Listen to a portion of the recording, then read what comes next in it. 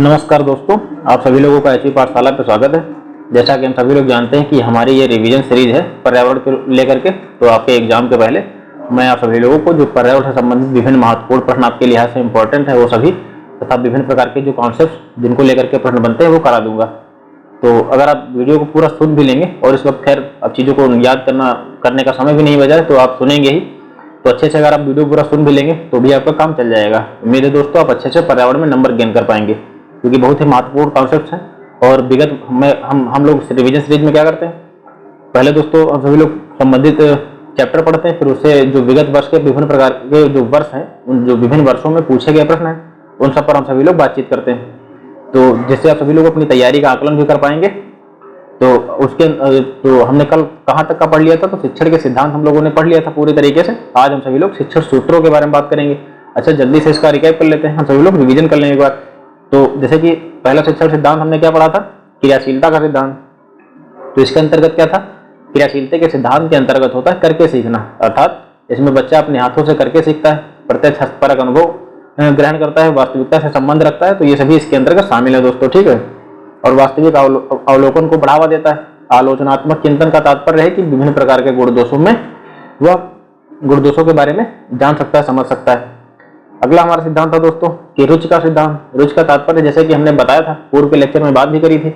रुचि के सिद्धांत का तात्पर्य यह होगा कि मान लेते हैं जैसे हम सभी लोग सीटेट का एग्जाम देने जा रहे हैं, तो उसमें करीब 4-5 सब्जेक्ट्स हैं, ठीक है। जैसे बाल विकास हो गया, पर्यावरण हो गया, हिंदी, संस्कृत, अंग्रेजी, मैथ, साइंस, ये सभी इसमें शामिल होते हैं दोस्तों। तो कुछ लोगों की रुचि बाल विकास में अच्छी होगी, कुछ लोगों की पर्यावरण में अच्छी होगी, कुछ लोगों को संस्कृत पसंद है, कुछ लोगों को मैथ पसंद है। तो जिस चीज में उनको रुचि अच्छी होगी वो क्या करेंगे, उसको अपेक्षा करें तो अच्छे से सीख पाएंगे अन्य सब्जेक्ट जो अन्य विषय हैं उनकी अपेक्षा। तो वही कहने का तात्पर्य है कि एक ऐसी विषय योजना या पाठ्यक्रम ऐसी तैयार करनी चाहिए जिससे बालकों को उसमें रुचि हो सके। तो रुचि के सिद्धांत के अंतर्गत गया है कि रुचि को जागृत करना, जिज्ञासा उत्पन्न करना, ये सभी चीजें होनी चाहिए जिससे बच्चा बोरियत ना महसूस करे। और सृजनात्मकता, कल्पनाशील, चौमुखी विकास उसकी सोच का, ये सब चीजें इसमें शामिल होती हैं। अगला हमारा था शिक्षण सिद्धांत की प्रेरणा या प्रेरणा का सिद्धांत। जैसा कि हम सभी लोग जानते हैं कि प्रेरणा या प्रेरणा के सिद्धांत के अंतर्गत दोस्तों क्या है कि जैसे अपने पर ही हम सभी लोग क्या करेंगे, जैसे पहले मैंने बताया था कि अगर आप सभी लोग क्वेश्चन हल कर रहे हैं तो आप सभी लोग अपने स्वयं को सेंटर में रखेंगे। स्वयं को सेंटर रखने का तात्पर्य है कि आप जब एग्जाम पेपर, जो क्वेश्चन पेपर आपका होगा दोस्तों, हल कर रहे होंगे तो आप ऐसा महसूस करें कि आप किसी क्लासरूम में खड़े हैं और आप बच्चों को स्वयं पढ़ा रहे हैं, तो आप उनको क्या करेंगे, ठीक है। सीटेट दोस्तों कॉन्सेप्ट बेस होता है, जिसके अगर सोचने की क्षमता ठीक ठाक है, वो कहने का तात्पर्य यह है कि वो रटने वाला नहीं प्राणी है, तो आराम से सीटेट क्लियर कर ले जाएगा, क्योंकि इसमें फैक्ट्स की संख्या बहुत कम होती है। टेट वगैरह सुपर टेट की अपेक्षा इसमें इसी जो एग्जाम होता है फैक्चुअल अपेक्षाकृत अधिक कम होता है दोस्तों। तो मोटिवेशन का तात्पर्य क्या है, प्रेरणा जैसे आमतौर पर अगर हम बात करें, एक हो गया इनफ, एक हो गया आपका आंतरिक मोटिवेशन और एक हो गया आपका बाह्य मोटिवेशन। तो आप सभी लोग यह जानते हैं कि जो बाह्य मोटिवेशन है वो ज्यादा दिन तक टिकता नहीं। जैसे आपको एक चिंगारी लगी, आपने कहा कि यस मुझे ये करना है, पर हकीकत कुछ और होती है, वो कुछ दिन तक चलता है, फिर बाद में वो एक प्रकार से कह सकते हैं कि खुश हो जाता है। पर आंतरिक मोटिवेशन हालातों से, जिम्मेदारियों से, इन सब चीजों से आता है जो इंसान को बेहतर बनाने में मदद करती है। तो आंतरिक मोटिवेशन मायने रखता है, यह चीज हम सब पर भी लागू होती है। तो वही है कि आंतरिक बल प्रदान करता है। इसके अंतर्गत किसी भी शिक्षक का मुख्य केंद्र प्रेरणा या प्रेरणा होती है और आंतरिक बल यह प्रदान करने का कार्य करता है, जिससे व्यक्ति किसी भी प्रकार के कार्य करने के लिए वह निरंतर क्रियाशील बना रहेगा। अगला हमारा था नियोजन का सिद्धांत। तो नियोजन के सिद्धांत का तात्पर्य है कि इसमें किसी प्रकार की एक योजना बनानी चाहिए किसी कार्य को करने से पहले। तत्पश्चात शिक्षार्थियों को अधिगम कराना चाहिए। इसमें शिक्षार्थियों की योग्यताओं, क्षमताओं आदि का ध्यान रखना चाहिए। मान लेते हैं कोई पाठ्यक्रम या इससे संबंधित योजना बना रहे हैं, तो बहुत ज्यादा वह कठिन ना हो, बहुत ज्यादा सरल भी ना हो, तो आसानी से बच्चे उसको कर पाए, चीजों को ध्यान में रखा जाना चाहिए। व्यक्तिगत भिन्नताओं का सिद्धांत। देखो दोस्तों, व्यक्तिगत भिन्नताओं का तात्पर्य है कि प्रत्येक व्यक्ति का जो व्यक्तित्व होता है अलग होता है, ठीक है। कहने का जैसे इसमें दिया हुआ कि सीखने की क्षमता और स्तर जो होता है प्रत्येक विद्यार्थी का अलग अलग होता है। जो स्टूडेंट्स होते हैं दोस्तों, उनके सीखने की क्षमता अलग अलग होती है। किसी की कोई बहुत जल्दी सीख लेता है, कोई अपेक्षाकृत काफी थोड़ा समय लेकर के सीखता है, कोई रटकर सीखता है, तो कोई समझ कर सीखता है।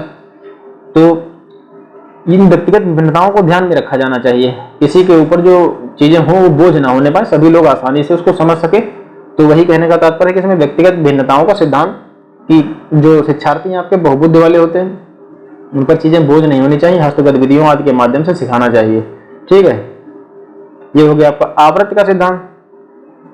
आवृत्ति का सिद्धांत स्वयं के ऊपर लागू करते हैं। जैसे आप सभी लोगों का एग्जाम मेरे ख्याल से 7 जुलाई का आप सभी लोगों का है, ठीक है, और सिटी वगैरह आप सभी लोग आज से दे सकते हैं हमको लगता है। तो खैर आवृत्ति का सिद्धांत के अंतर्गत क्या है, मान लेते हैं कि जैसे कि आपका एग्जाम 7 जुलाई को होने वाला है, आपने पढ़ा चाहे जितना हो दोस्तों, परंतु अगर आपने रिवीजन नहीं किया तो वो कोई मायने नहीं रखता आपका। पढ़िए कम पर रिवीजन ज्यादा कीजिए, ठीक है। आपने मान लिया 8-10 पन्ने पढ़े, अगले दिन आप 5 पढ़िए, पर उन 10 पन्नों को रिवीजन करिए ताकि आपके अंदर जो ये ज्ञान जो आप लोगों ने सीखा है वो स्थायित्व बना रहे, स्थायी रहे। अगर आप लोग रिवीजन नहीं करते तो समस्या होगी दोस्तों। जैसे कि मैंने जब सीटेट दिया हुआ था तो मेरे काफी अच्छे मार्क्स हैं दोस्तों। तो जब मैंने दिया था तो मैंने क्या करा था, शुरुआत के 1-2 महीनों में मैंने पूरा सिलेबस खत्म कर लिया था, ठीक है। फिर बाद में रिवीजन उसको किया था बार बार। मैंने बहुत ज्यादा कोई सोर्स नहीं पढ़े थे, ठीक है, इधर से पढ़ लिया उधर से पढ़ लिया नहीं, और लास्ट में मैंने रिवीजन पर ज्यादा फोकस किया था। और प्रीवियस ईयर के जो विगत वर्षों के प्रश्न आए थे, जैसे कि मैं आप लोगों को यहाँ पढ़ा रहा हूँ, पहले क्या करता हूँ, पहले आपको सब्जेक्ट जो लेसन्स हैं उनके बारे उनको पढ़ाता हूँ, जो कॉन्सेप्ट विभिन्न प्रकार के हैं। फिर लास्ट में क्या कराता हूँ, आपको प्रत्येक जो पार्ट से विगत वर्षों में पूछे गए प्रश्न है उनको अच्छे से कराता हूँ, उनको समझाता हूँ। तो इसी प्रकार मैंने पढ़ाई करी थी, तो बहुत अच्छे मेरे मार्क्स आए थे पहले अटेम्प्ट में। तो इसमें कहने का तात्पर्य कि आप पढ़िए कम और रिवीजन ज्यादा कीजिए। तो यही बता रहा है कि आवृत्ति का सिद्धांत ने क्या स्थायी एवं सार्थक बनाने में इस सिद्धांत का महत्व विषय वस्तु की एक निश्चित अंतराल पर आवृत्ति होने से ताकि शिक्षार्थी उसके संपर्क में रहता है और उसका ज्ञान बढ़ता रहता है और स्थायी भी रहता है। लोकतांत्रिक और प्रजातांत्रिक मूल्यों के बारे में हमने क्या बताया था कि चाहे कोई भी व्यक्ति हो, समाज में वही रहेगा, समाज से अलग तो नहीं है। जंगल में तो कोई मोगली बन के रहेगा नहीं, प्रत्येक व्यक्ति रहेगा तो समाज में है, और सभी की एक दूसरे के प्रति जिम्मेदारी होती है। मान लीजिए आपने कोई गलत कदम उठाया तो उसका प्रभाव आपके माता पिता, परिवार, मोहल्ले पर जो पास पड़ोस के लोग उन सब पर देखने को मिलेगा, ठीक है। तो ऐसे किसी भी विद्यार्थी को ऐसे तैयार किया जाना चाहिए कि वो आपसी सहयोग, विचार विमर्श, ठीक है, ये सब चीजें उसके अंतर्गत अच्छे से विकसित होनी चाहिए। अब हम सभी लोग शिक्षण सूत्रों की बात करेंगे दोस्तों, ठीक है। शिक्षण सूत्र के अंतर्गत पहला वहां शिक्षण सूत्र क्या रहेगा, ज्ञात से अज्ञात की ओर। तो ये तो हो गया शिक्षण सिद्धांत, हमने रिवीजन कर लिया कल को जब हमने पढ़ा था। आज हमारा ज्ञात से अज्ञात की ओर। ये दोस्तों बहुत ही अच्छे कॉन्सेप्ट हैं, इन सबको आप सभी लोग याद रखिए। उम्मीद है आप सभी लोगों का पेपर बेहतर भी होगा। तो शिक्षार्थियों को अधिगम कराने से पूर्व पहले हम सभी लोग अच्छा क्या करेंगे, पहले मैं आप सभी लोगों को समझाऊंगा, पीडीएफ भी पढ़ूंगा ताकि आप सभी लोग इसको आसानी से पढ़ लें और आपकी समझ में भी आए। तो शिक्षार्थियों को अधिगम कराने से पूर्व उस विषय वस्तु से संबंधित पूर्व ज्ञान जो शिक्षार्थी जानता है से पाठ का आरंभ करना चाहिए। पूर्व ज्ञान को आधार बनाकर शिक्षार्थियों को नवीन ज्ञान प्रदान करना चाहिए। तो ज्ञात से अज्ञात ओर का तात्पर्य क्या है कि जरा एक अलग से हटकर उदाहरण लेते हैं। मैंने कल भी वो उदाहरण लिया था, आज भी वही शामिल करते हैं। मान लेते हैं दोस्तों कोई विद्यार्थी जो होता है, ये उसकी फैमिली है, ठीक है, उसने उसको ABC सिखाया हुआ है, ठीक है, ABC मान लेते हैं कोई का फैमिली है, उसको ABC सिखाया हुआ। अब जब बच्चा ये एक खाई स्कूल में जाता है, ये खाई स्कूल जो जाता है, तो उसको सिखाया क्या जाता है, DEF ये सभी चीजें उसको सिखाई जा रही हैं। वही एक गाय स्कूल है, उसको पहले A सिखाया गया, फिर B सिखाया गया, फिर C सिखाया गया, फिर D सिखाया गया, फिर E सिखाया गया, फिर F सिखाया गया। तो आप सभी लोग ये समझ सकते हैं कि किसी भी बच्चे को क्या किसी में वो अपने आप को जुड़ाव या किसी में अपने संलिप्तता महसूस करेगा। तो जाहिर सी बात है कि दोस्तों अगर उसने ABC परिवार से सीख रखा और उसको सिखाया जा रहा है DEF, तो वो थोड़ा अपने आप को उसमें से अलगाव महसूस करेगा स्वयं का, ठीक है। किंतु अगर गांव वाले स्कूल की बात करें, वह ABCDEF चरणबद्ध तरीके से उसको सिखाया जाएगा, क्योंकि जो परिवार या समाज से हमें जो ज्ञान मिलता है तो एक प्रकार से कह सकते हैं थोड़ा वो सुव्यवस्थित तरीके से नहीं होता है, ठीक, पर होता तो है, आप समझ सकते हैं चीजों को। तो जैसे गांव वाला है तो उस ज्ञान को सुव्यवस्थित करने का कार्य करेगा, जिससे आप सभी लोग क्या करेंगे, अपने आप को जुड़ाव महसूस करेंगे और अलग अपने आप को नहीं शामिल, अपने आप को अलग नहीं, अलगावपन अपने आप स्वयं का नहीं समझ पाएंगे। तो वही कहने का तात्पर्य है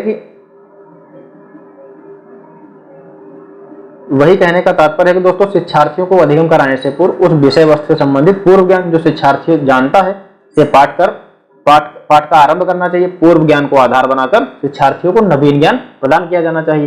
वो जैसे कि कक्षा 1 में क्या किया था, कक्षा 1 में चीजों को थोड़ा कम रखा जाता है, फिर कक्षा 1 से 2 में जाता है, जो कक्षा 2 की चीजों को पहले 1 की चीजों को थोड़ा विस्तृत रूप उसमें दिया जाता है कक्षा 2 में। तो इसी प्रकार चरणबद्ध तरीके से चीजें बढ़ती रहती हैं। तो ज्ञात से अज्ञात ओर का तात्पर्य क्या है, जो बालक पहले जानता है उसको सिखाया जाना चाहिए, फिर बाद में उसके आगे चीजों को उसके पूर्व ज्ञान से जोड़ते हुए बढ़ाया जाना चाहिए। पूर्व ज्ञान को आधार बनाकर शिक्षार्थियों को नवीन ज्ञान प्रदान करना चाहिए। ये तो हो गया आपका ज्ञात से अज्ञात की ओर। अगला हमारा शिक्षण सूत्र है दोस्तों, मूर्त से अमूर्त की ओर, मूर्त से अमूर्त की ओर। तो इसमें बताया जा रहा है शिक्षार्थियों को आरंभ में ऐसी बातों का ज्ञान कराना चाहिए जिसे वो छू सके। ठीक है, मूर्त का तात्पर्य क्या होता है? छूना, महसूस करना।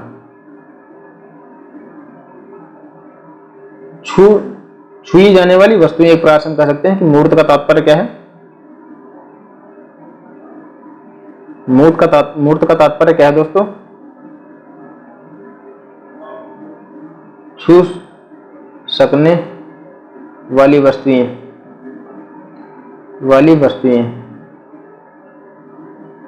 छुई जा सकने वाली वस्तुएं हो गई। ठीक है, वहीं अमूर्त का तात्पर्य क्या है? जो आपकी सोच पर आधारित हो, सोच, कल्पनाशील, इन सब पर आधारित हो, जिनके बारे में आप इमेजिन करते हैं,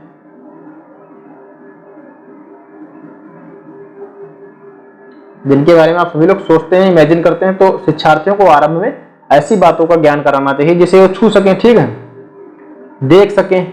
तत्पश्चात उनको कल्पनाशीलता, अमूर्त का ज्ञान कराना चाहिए। तो मूर्त से अमूर्त का तात्पर्य क्या? सीधा सिंपल सी बात है कि मूर्त का तात्पर्य वो उन वस्तुओं से है जिनको हम सभी लोग छू सकें। अमूर्त का तात्पर्य वो जो हमारी सोच पर, कल्पनाशीलता पर आधारित एक अलग दुनिया जो अपने मस्तिष्क में सभी लोग बनाते रहते हैं। तो वही है मूर्त से अमूर्त की ओर। सरल से जटिल की ओर का तात्पर्य क्या है कि आप सभी लोग जैसे ही आमतौर पर जानते हैं कि शिक्षार्थियों के अधिगम की शुरुआत सरल बातों से करनी चाहिए। पहले उनको सिंपल चीजें सिखानी चाहिए, फिर बाद में उनको थोड़ा कठिन चीजों की ओर, जटिल अवधारणाएं, तथ्य आदि को उनको बताना चाहिए। ये तो हो गया आपका सरल से लेकर के जटिल की ओर।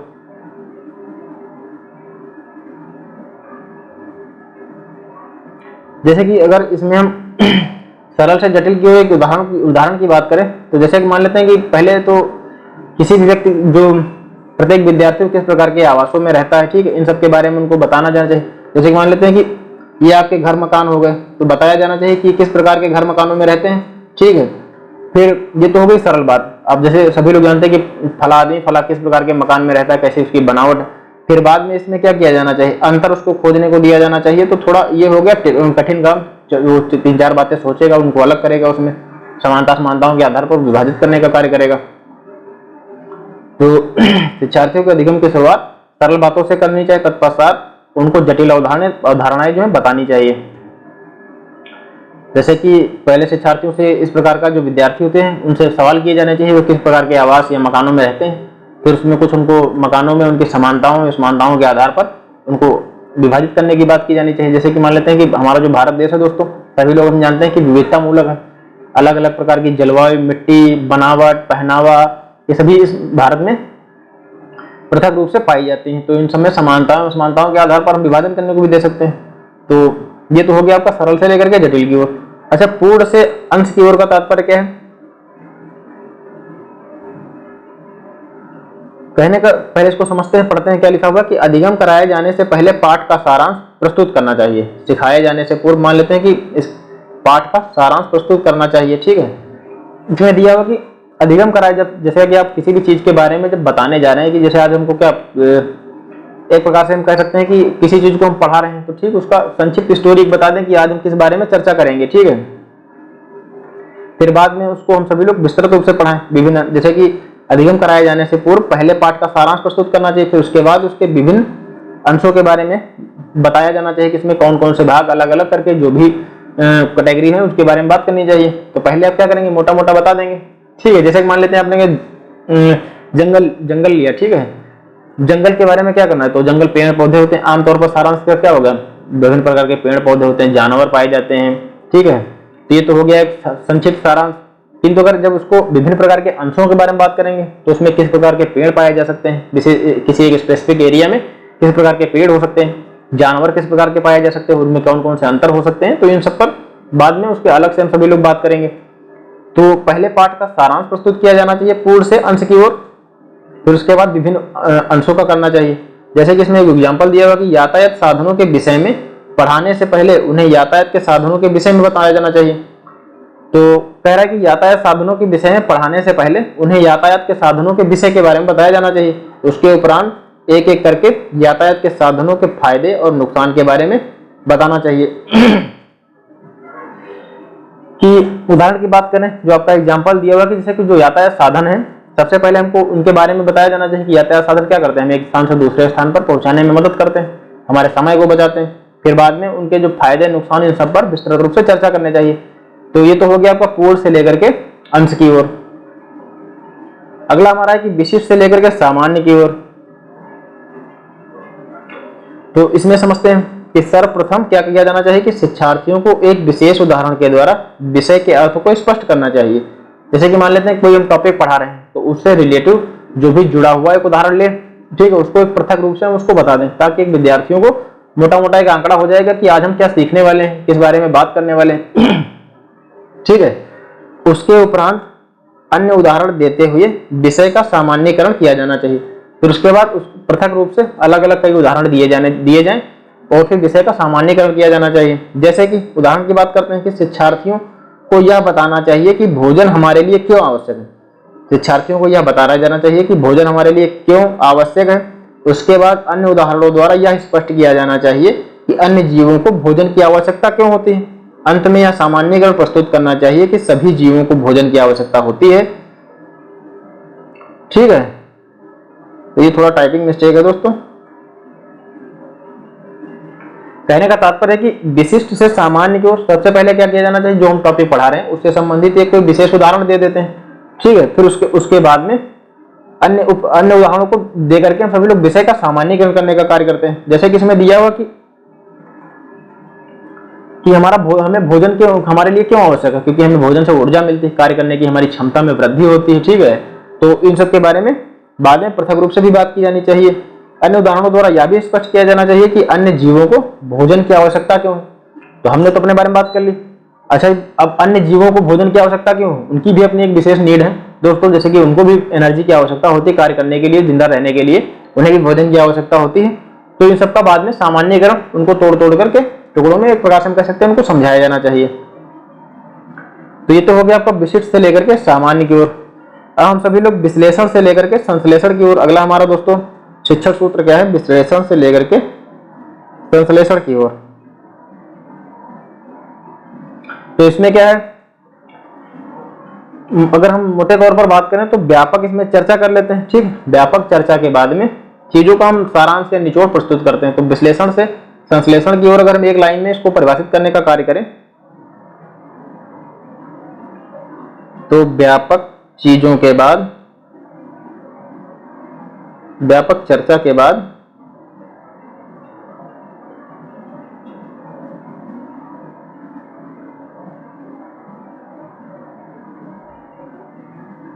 व्यापक चर्चा के बाद चीजों का सारांश या फिर चीजों का निचोड़ क्या है, चीजों का निचोड़।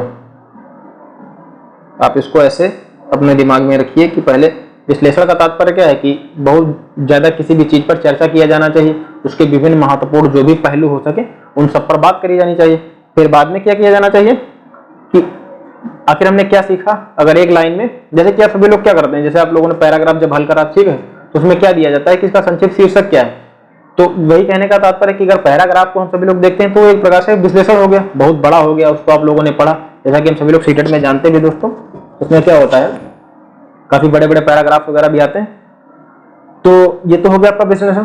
जब उसके प्रश्न में अगर पूछा जाता है कि इसका शीर्षक क्या है, संक्षिप्त शीर्षक क्या है, तो एक दो लाइनों में उससे ज्यादा आपको लिखना नहीं होता है। सही जवाब एक दो लाइनों से ज्यादा नहीं होता है। तो व्यापक चर्चा के बाद में चीजों का निचोड़, ये हो गया आपका विश्लेषण से संश्लेषण की ओर। तो पढ़ाई जाने वाली विषय वस्तु के तथ्यों के विषय में व्यापक जानकारी देनी चाहिए। फिर उसके उपरांत उन तथ्यों को संयोजित कर उसका संश्लेषण किया जाना चाहिए, अर्थात किसी विषय वस्तु पर व्यापक रूप से चर्चा करके उसका सारांश प्रस्तुत किया जाना चाहिए। आप सभी लोगों के लिए यह लाइन दोस्तों बहुत ही महत्वपूर्ण है कि अब इसी से आप सभी लोग आगे प्रश्न हल कर पाएंगे। जो पूछे हुए प्रश्न है आप सभी लोग देखेंगे कि किसी विषय वस्तु पर व्यापक रूप से चर्चा करके उसका सारांश प्रस्तुत किया जाना चाहिए। तो हमने आप सभी लोगों को क्या बताया, पहले किसी भी चीज के बारे में, जैसे हम सभी लोग मान लेते हैं यातायात साधनों का उदाहरण ले लेते हैं। यातायात साधनों का हम सभी लोग विभिन्न पहलुओं पर बात करते हैं, ठीक है। फिर जैसे कि उनके फायदे के बारे में, नुकसान के बारे में हम सभी लोगों ने बात करते हैं। फायदे के बारे में बात करें, जैसे कि एक स्थान से दूसरे स्थान पर पहुंचाने का कार्य करते हैं, समय को हमारे बचाते हैं, ठीक है। परंतु अगर उसके नुकसान की बात करें तो पर्यावरण प्रदूषण एक बहुत ही बड़ा नुकसान जो हमारे सभी लोगों के लिए घातक हो रहा है, जिसको देखते हुए हमारी सरकार के द्वारा कई योजनाएं चलाई जा रही हैं, वृक्षारोपण योजना, ये सभी योजनाएं चलाई जा रही हैं, ठीक है। और तो इसकी कमी के लिए क्या किया जा रहा है, जैसे इलेक्ट्रिक वाहन, इनको बताया, तो जैसे मान लेते हैं कि हमने यातायात साधनों के फायदे और नुकसानों पर बात करी।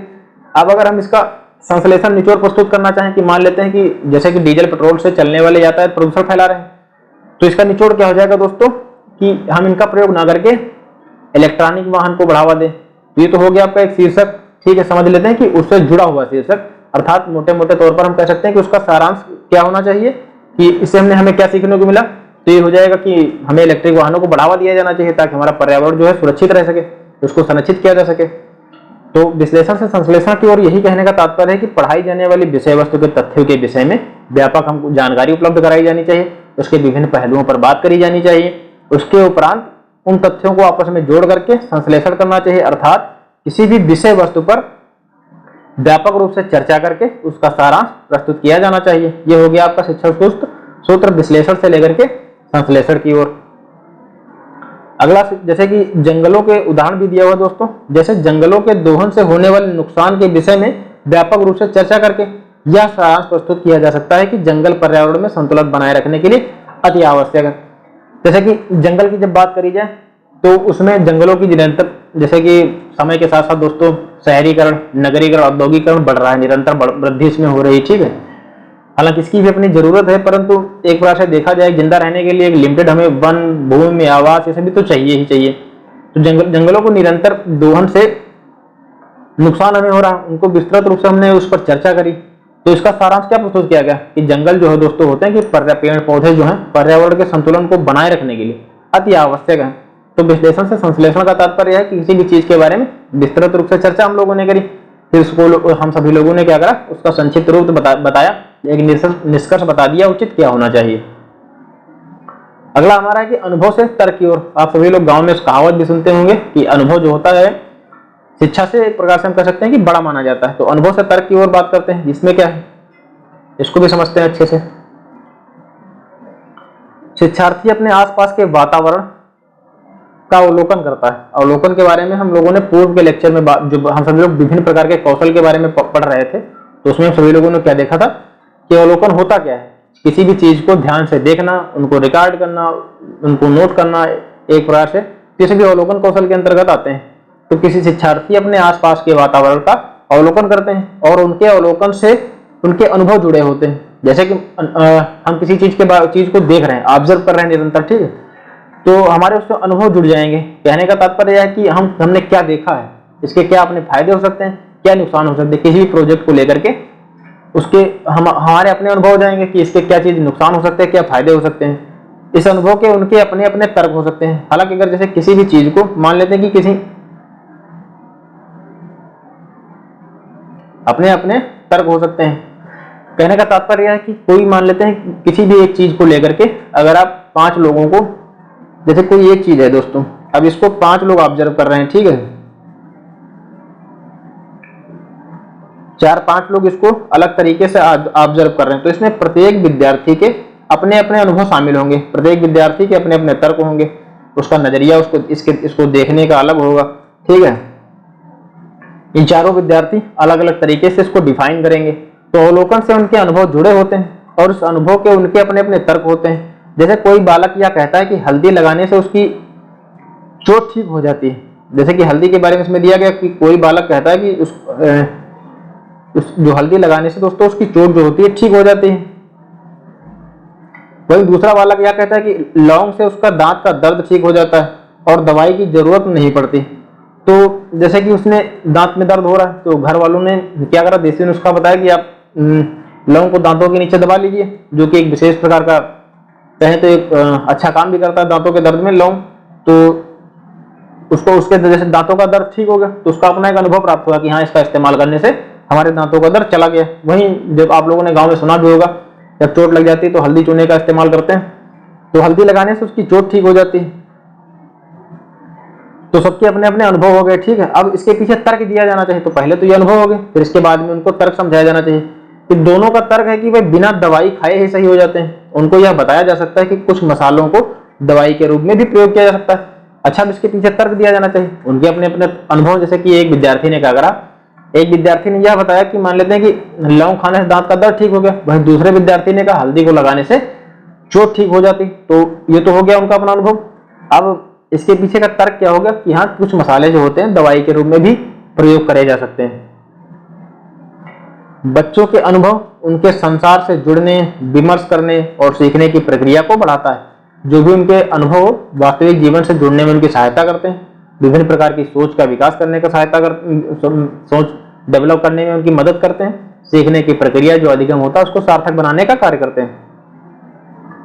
अब प्रत्यक्ष से अप्रत्यक्ष की ओर हम सभी लोग बात करते हैं। जो प्रत्यक्ष से अप्रत्यक्ष की ओर हमारा शिक्षण सूत्र है उसको समझते हैं। इसमें क्या है, तो इसमें शिक्षार्थियों को पहले प्रत्यक्ष ज्ञान दिया जाना चाहिए, तत्पश्चात अप्रत्यक्ष ज्ञान दिया जाना चाहिए।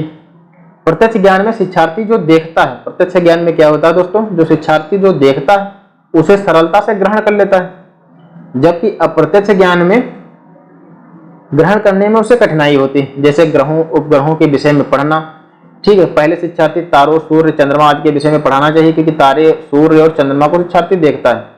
तो प्रत्यक्ष ज्ञान का तात्पर्य है कि जिन चीजों को सामने वह महसूस कर सके, देख सके, ठीक है। प्रत्यक्ष ज्ञान में शिक्षार्थी क्या होगा, आसानी से चीजों को सीख लेता है। अब प्रत्यक्ष ज्ञान को एक प्रश्न कह सकते हैं, वो अनुभव नहीं करा होता, उसने अच्छे से महसूस उन चीजों को नहीं किया होता, तो उसको सीखने में थोड़ा कठिनाई हो सकती है।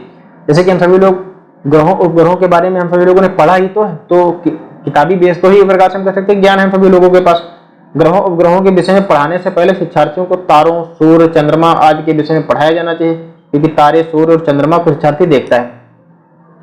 तो विभिन्न प्रकार के ग्रह जैसे कि जो बुध, शुक्र, पृथ्वी, मंगल, ये सभी ग्रह हैं, तो सभी लोग पृथ्वी पर रहते हैं, तो इसको देखा हमने, सूर्य को देखा, ठीक है, ना कि हमने शुक्र को देखा नहीं, मंगल को भी देखा नहीं। ये सभी इनको देखने का अपना एक तरीका है। तो जिन चीजों को उसने देखा है उसके बारे में वो अच्छे से जान सकता है। जैसे कि सूरज को उसने देखा, क्या करा, उसने देखा कि दिन में यहाँ लाल चमकता है, तो इससे गर्मी हमें महसूस होती है, किरणें आती हैं, तो इन चीजों के बारे में वो आसानी से सीखेगा कि हालांकि हमें गर्मी लगती है तो क्यों लगती है, जो सूर्य की किरणें हैं अपना क्या प्रभाव डालती हैं, तो इन चीजों के बारे में वो अच्छे से जान सकेगा। तो पहले सूर्य, तारों, चंद्रमा आदि के विषय में उनको बताया जाना चाहिए, फिर इसके अन्य भाग जो है जैसे कि ग्रह, विभिन्न प्रकार के ग्रह हैं, उनके बारे में भी बताया जाना चाहिए, जिससे वह अपने आप का जुड़ाव उससे संबंधित विषय से महसूस कर सकेगा। तो ये तो हो गया आपका प्रत्यक्ष से अप्रत्यक्ष की ओर। ये पहले उन चीजों के बारे में बच्चों को सिखाया जाना चाहिए जिनको विद्यार्थी देखता है, तत्पश्चात अप्रत्यक्ष ज्ञान को बताया जाना चाहिए, क्योंकि अप्रत्यक्ष ज्ञान थोड़ा कठिन हो सकता है क्योंकि उसने उसको देखा नहीं होता है, ठीक है। तो उम्मीद है दोस्तों आप लोगों को समझ में भी आया होगा। अगला हमारा शिक्षण सूत्र है कि अनिश्चित से लेकर के निश्चित की ओर।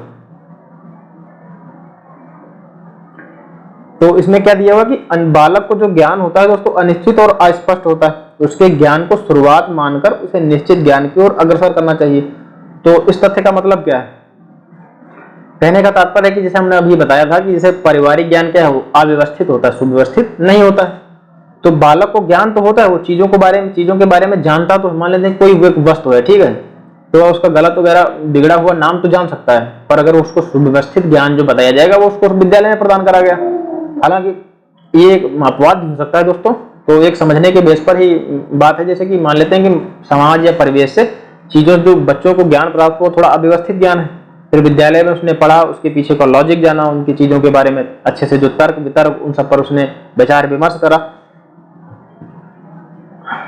तो बालक को ज्ञान तो होता है पर अनिश्चित और अस्पष्ट होता है। तो बालक चीजों के बारे में जान तो रहा होता है, ठीक है, वो चीजों को समझ तो रहा होता है, उसने पेड़ पौधे आराम से ही देखे होते हैं, इंसान आराम से ही देखे होते, समाज, अब वो मोहल्ले में रहता है पर वो अच्छे से समाज क्या है, इसके क्या फायदे क्या नुकसान है, कौन सी इसकी जिम्मेदारी है, वो सब चीजों के बारे में धीरे धीरे जागरूक होकर के जान सकेगा। तो उसके ज्ञान को शुरुआत मानकर उसे निश्चित ज्ञान की ओर अग्रसर कराना चाहिए, ठीक है। ये तो हो गया आपका अनिश्चित से लेकर के निश्चित की ओर, इसका जो वो हो गया। तो ये आपके हो गए शिक्षण सूत्र दोस्तों, जो भी महत्वपूर्ण शिक्षण सूत्र थे हमने बता दिए। तो ज्ञात से अज्ञात की ओर क्या है, जो पहले चीजें उसको जानता है उसके बारे में उसको बताया जाना चाहिए, जो भी बताई जाए उसको पूर्व ज्ञान के आधार पर उसको आगे की चीज बताई जानी चाहिए। मूर्त से अमूर्त की ओर क्या है, तो मूर्त से अमूर्त की ओर उसमें जो चीजें वो पहले उन चीजों के बारे में उसको सिखाया जाना चाहिए जो चीजें वो छू सके, छू जा सकने वाली वस्तुओं के बारे में बताया जाना चाहिए। फिर उसको उन चीजों के बारे में बताया जाना चाहिए जो एहसास बेस आधारित होते हैं। सरल से जटिल की ओर का तात्पर्य क्या है, चीजों को पहले जो अपेक्षाकृत सरल रूप को प्रदर्शित किया जाना चाहिए, फिर उसके बाद में थोड़ा उसको कठिन भी बताया जाएगा तो काम चल जाएगा, वो आसानी से सीख सकेगा। पूर्ण से अंश की ओर में क्या होगा दोस्तों, पहले चीजों को सारांश प्रस्तुत कर देना चाहिए। पूर्ण से अंश की ओर क्या होगा, पहले चीजों के सारांश के बारे में उसको बताया जाना चाहिए। फिर क्या किया जाना चाहिए, जो संबंधित विभिन्न प्रकार के टॉपिक से भाग हैं उन पर बारी बारी से विस्तृत रूप से बताया जाना चाहिए। विशिष्ट से अगला हमारा सूत्र है दोस्तों, विशिष्ट से सामान्य की ओर। ठीक है, तो इसमें क्या किया जाएगा, किसी भी प्रकार का एक विशेष उदाहरण देते हैं, उसके अर्थ को स्पष्ट करते हैं, फिर संबंधित भाग से अन्य विभिन्न प्रकार के उदाहरणों का प्रयोग करके उसका सामान्यीकरण करने का कार्य करते हैं। अगला हमारा सूत्र है कि विश्लेषण से लेकर के संश्लेषण की ओर। तो विश्लेषण से तात्पर्य क्या है कि पहले व्यापक चर्चा करेंगे, फिर बाद में उसका संक्षिप्त जो निष्कर्ष होगा, जो उचित उसकी बात होगी, अपने उसके फायदे नुकसान के आधार पर उसको हम सभी लोग उसको सिखाएंगे। तो ये तो हो गया आपका विश्लेषण से लेकर के संश्लेषण की ओर। अगला हमारा शिक्षण सूत्र है अनुभव से लेकर के तर्क की ओर। तो अनुभव हमेशा बड़ा होता है, तो पहले उसको जो भी उसने चीजों के बारे में करके उसने सीखा है, ठीक है, उसको अहमियत दी जानी चाहिए। फिर उसके बाद में उनके पीछे लॉजिक क्या है उसके बारे में बात करी जानी चाहिए, उसको समझाया जाना चाहिए कि ऐसा क्यों होगा। अगला हमारा शिक्षण सूत्र है कि प्रत्यक्ष से लेकर के अप्रत्यक्ष की ओर। तो प्रत्यक्ष ज्ञान का तात्पर्य यह है कि जैसे कि प्रत्यक्ष से अप्रत्यक्ष की ओर, जिसने जिस चीजों को पहले उसने देख रखा है, ठीक है, पहले उसके बारे में बताया जाना चाहिए, फिर उससे आधारित अन्य जो अप्रत्यक्ष चीजें हैं उसके बारे में बात की जानी चाहिए। अनिश्चित से निश्चित की ओर का तात्पर्य क्या रहेगा, जो चीजें पहले अनिश्चित है, कहने का तात्पर्य कि जैसे विद्यार्थी को जो ज्ञान प्राप्त है वह अनिश्चित है, ठीक है, अव्यवस्थित है, तो बाद में उसके ज्ञान को शुरुआत मान करके क्या किया जाना चाहिए, निश्चित ज्ञान की ओर उसको बढ़ाया जाना चाहिए। ठीक है, तो ये तो हो गया जो भी आपके एग्जाम के लिहाज से इंपॉर्टेंट सूत्र है, शिक्षण सूत्र, हम सभी लोगों ने उसके बारे में बात कर ली। तो हम सभी लोग पर्यावरण शिक्षण की विभिन्न प्रकार की विधियों पर बात करेंगे। ठीक है, कौन कौन सी विधियां हैं पर्यावरण शिक्षण की।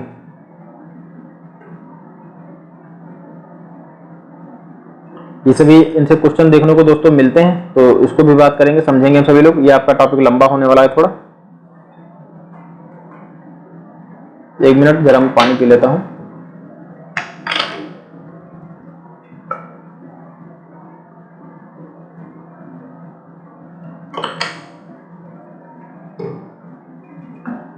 पर्यावरण शिक्षण की विधियों पर बात करेंगे। अब एक एक करके हम सभी लोग विधि समझेंगे। थोड़ा विधियां फैक्चुअल भी हो सकती हैं, तो आप याद रखेंगे, क्योंकि कुछ क्वेश्चंस फैक्चुअल बेस्ड भी होते हैं।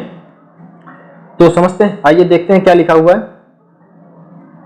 कि किसी भी पाठ्यक्रम के शिक्षण में उसकी शिक्षण विधियां महत्वपूर्ण होती हैं। तो इस तथ्य का कहने का तात्पर्य यह है कि आप बालकों को कैसे सिखाते हैं, यह चीज मायने रखती है। ठीक है, जिसे उनको सिखाने का एक अहम आधार यह होना चाहिए कि उनको समझाया जाना चाहिए, चीजें जो हो पाठ्य योजना जो रटने पर आधारित ना होनी चाहिए। ठीक है, एक कॉन्सेप्ट बेस, उसके पीछे का तर्क क्या है, उचित उसके पीछे तथ्य दिया जाना चाहिए, तर्क दिया जाना चाहिए। तो पाठ्यक्रम के शिक्षण में उसकी शिक्षण विधियां महत्वपूर्ण होती हैं।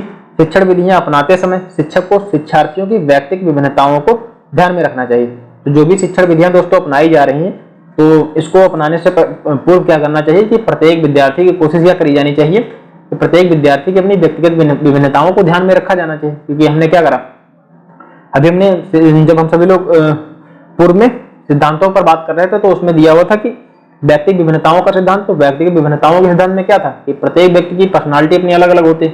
कोई रटकर सीखता है, तो कोई समझकर चीजों को सीखता है, कोई जल्दी सीख लेता है, तो कोई अपेक्षाकृत थोड़ा देर में समझ पाता है, चीजों को सीख पाता है। तो इन सब चीजों को दोस्तों ध्यान में रखा जाना चाहिए। जो भी पाठ्य योजना बनाई जाए, तो व्यक्तिगत विभिन्नताओं को एक अपना अहम योगदान या अपना अहम स्थान उसका होना चाहिए। जहां तक हो सके पर्यावरण शिक्षक को गतिविधि आधारित विधियां अपनाई जानी चाहिए। देखो, छोटे जो बच्चे होते हैं उनको सिखाने के लिए क्रियाशीलता का सिद्धांत दोस्तों महत्वपूर्ण होता है कि वो स्वयं करके चीजों के बारे में सीख सके, प्रत्यक्ष हस्तपरक अनुभव ले सके। ठीक है, प्रैक्टिकली तौर पर सीख सके वह। तो गतिविधि आधारित विधियां, चीजों को किया जाना चाहिए, समझाए जाने के साथ साथ उनको दिखाया जाना चाहिए। कि मान लेते हैं कि जैसे मेरे पास एक डिजिटल थोड़ा पेन है दोस्तों, हालांकि बहुत सारी अत्याधुनिक सुविधाओं का हमारे पास अभाव भी है, किंतु मान लेते हैं कि मेरे पास एक पेन है। तो मैंने क्या करा, पेन के बारे में उनको बताया कि पेन है, ये डिजिटल है, ये लिखने का कार्य करता है। फिर उनको हम लोगों ने दिखाया, जैसे कि हमने ये दिखाया पेन, ये पेन है, इससे हम सभी लोग एक स्क्रीन जो डिस्प्ले है उस पर लिख सकते हैं। ठीक है, तो क्या करेंगे, वो अच्छे से समझ पाएंगे, उसको याद रखेंगे हाँ कि वो पेन था, वो ऐसे कार्य करता था, ऐसे लिखता था। तो गतिविधि आधारित विधियां अपनाई जानी चाहिए, कहने का तात्पर्य यह है। तो इसके निम्नलिखित पहलू कौन कौन से और होने चाहिए, क्योंकि गतिविधियां जो होती हैं दोस्तों, जो गतिविधियां होती हैं, जो कक्षा में गतिविधियां कराई जाती हैं, इनका अपना क्या अहम योगदान है। जैसे कि मोटे तौर पर अगर आप अपने को ही ले लें, जैसे कि आप सभी लोग ग्रेजुएशन, हाई स्कूल, इंटर वगैरह जब कर रहे होंगे तो उसमें थोड़ा थ्योरी के साथ साथ प्रैक्टिकल भी होते हैं। तो प्रैक्टिकल में क्या होता है, यही तो बताया जाता है कि चीजें कैसी बनती हैं, कैसे उनकी क्रिया क्या है, उसके पीछे कार्य करने की प्रक्रियाएं क्या हैं, कौन सी उचित प्रक्रियाएं हैं जो चीज जिससे चीजें हो रही हैं। जैसे कि आप केमिस्ट्री का कोई रिएक्शन दी गई, आप उसको याद कर लेते हैं तो शायद वो इतना स्थायी ना रहे, किंतु अगर जब लैब में आप चीजों को कर रहे होते हैं, उसको देख रहे होते हैं कि हाँ नमक कैसे बनेगा या कौन सी चीजें, फिटकरी वगैरह, सब इन सब चीजों को अगर आप करके महसूस करके देख रहे होते हैं तो आसानी से आप सभी लोग याद कर पाएंगे और जो आपका ज्ञान होगा काफी लंबे समय तक स्थायी रहेगा। और जो गतिविधियां होती है शिक्षार्थियों में आलोचनात्मक चिंतन और समस्या समाधान के लिए क्षमता का विकास करते हैं। तो सबसे महत्वपूर्ण बात है दोस्तों, किसी चीज पर अंधाधुंध विश्वास न करना। आलोचनात्मक चिंतन यह बताता है कि किसी भी चीज के अपने फायदे क्या हैं, किसी भी चीज के अपने नुकसान क्या हैं। ये किसी भी इंसान को मालूम होना चाहिए कि हाँ मैं कोई कार्य करने जा रहा हूं तो उसके अपने नुकसान भी हो सकते हैं, अपने इसके फायदे भी। और सही मायने में तो एक उचित निर्णय ऐसे ही होता है दोस्तों। मैंने अगर कोई निर्णय लिया है तो इसके अपने फायदे क्या हैं, इसके नुकसान क्या हैं, इसका पलड़ा भारी रहेगा, इस प्रकार लिया जाना चाहिए निर्णय। तो समस्या समाधान के लिए क्षमता का विकास करते हैं। मान लीजिए हमने कोई किसी भी चीज को लेकर के कोई सोच विचार कर रहे हैं, तो अगर हमको उसमें कोई समस्या हो रही तो उसके समाधान के लिए भी क्षमता का विकास होना चाहिए कि हाँ ऐसा कि नहीं हम कोई उसका निर्णय, हम क्या कर रहे हैं, जो समस्या है उसके दोस्तों उपाय हम नहीं खोज पा रहे हैं। तो ऐसे ज्ञान का क्या मतलब। शिक्षार्थियों के व्यक्तित्व का पोषण करती हूँ। शिक्षार्थियों की जो पर्सनालिटी, उनका व्यक्तित्व है उसको निखारने का कार्य करें, उनके चौमुखी विकास का कार्य करें। जैसे कि आप सभी लोग बहुत ही फेमस एक शब्द है इसमें बाल विकास वगैरह में कि बालक का चौमुखी विकास, सर्वांगीण विकास, विभिन्न पहलुओं का विकास। तो व्यक्तित्व का पोषण करती हूँ।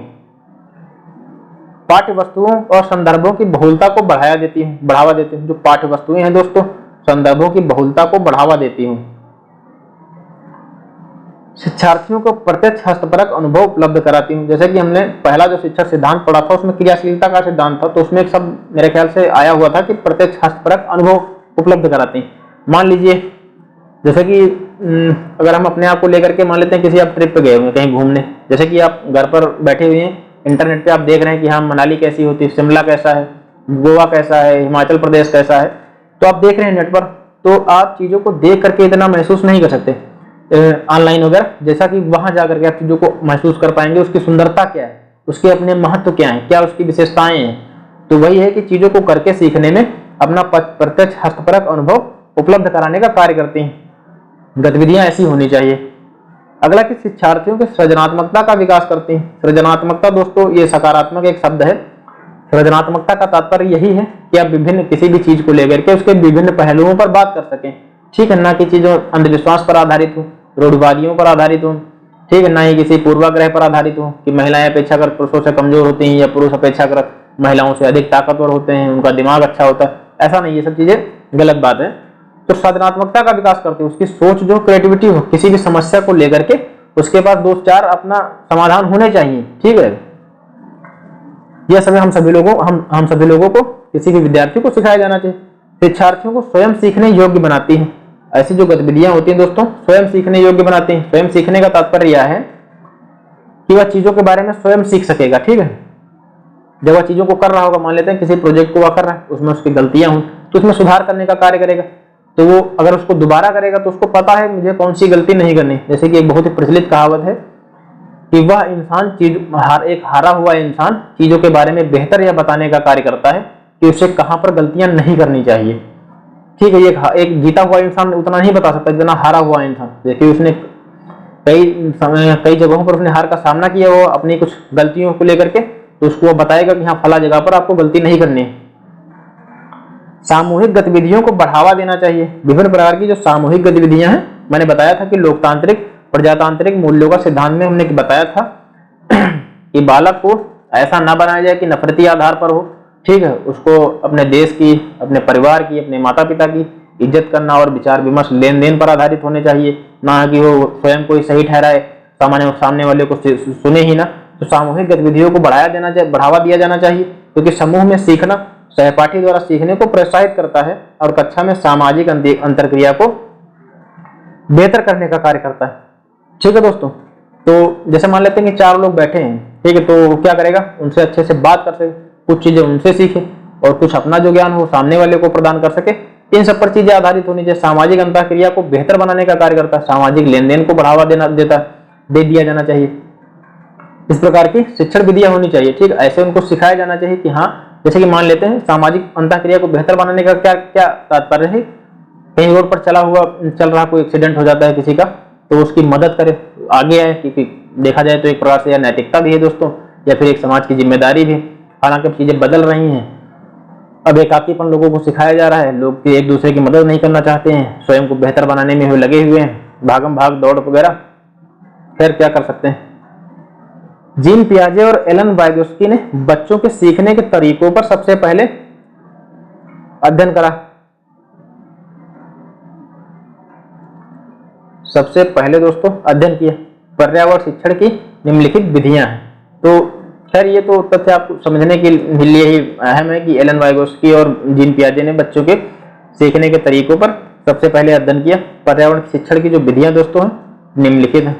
तो आज का हम लेक्चर दोस्तों यहीं तक रखते हैं। उम्मीद करते हैं आप सभी लोगों को अच्छे से समझ में भी आया होगा। अच्छा, आप सभी लोग परेशान मत होना, मैं जो इसका पेडोलॉजी वाला पोर्शन है वो कंप्लीट करा दूंगा अच्छे से। बहुत ज़्यादा इसमें नहीं है, मेरे ख्याल से सेकंड लेसन चल रहा है और 1-2 लेसन और होंगे, और फिर बाद में क्या करेंगे, जीके जीएस वाले पोर्शन कर लेंगे।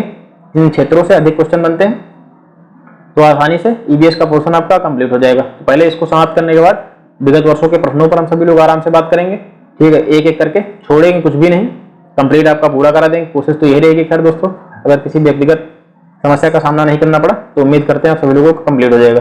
जैसे kindergarten with, Montessori with, project with, इन सब पर हम सभी लोग अगले दिन बात करेंगे। तो मिलते हैं लोग दोस्तों अगले दिन। धन्यवाद। आप अपनी पढ़ाई को जारी रखिए और स्वयं पर भरोसा बनाए रखिए कि आप लोगों का एग्जाम जरूर ही क्लियर हो जाएगा। Bye bye.